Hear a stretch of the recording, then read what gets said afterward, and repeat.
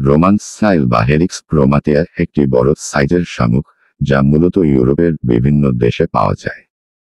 এই শামুকটি সাধারণত রান্নার জন্য ব্যবহৃত হয় এবং এটি গন্ধযুক্ত মাংসের জন্য পরিচিত।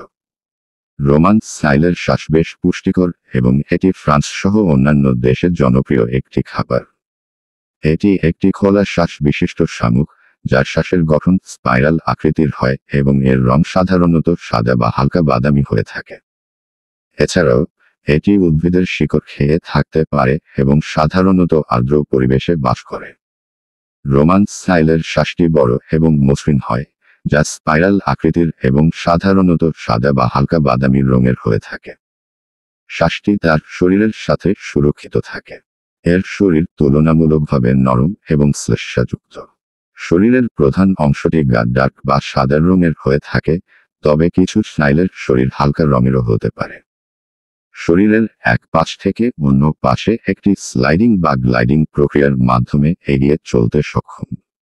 রোমান স্নাইলের পা বেশ শক্তিশালী এবং বড়, যা তার চলাচলে সাহায্য করে।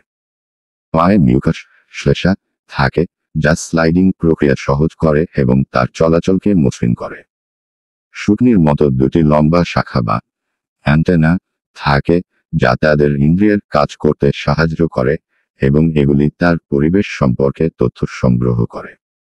এভাবে রোমান স্নাইলের শরীর একটি বিশেষ ধরনের স্নাইলের গঠন তৈরি করে, যা তাকে তার পরিবেশে উপযুক্তভাবে চলাচল এবং টিকে থাকতে সহায়ক করে।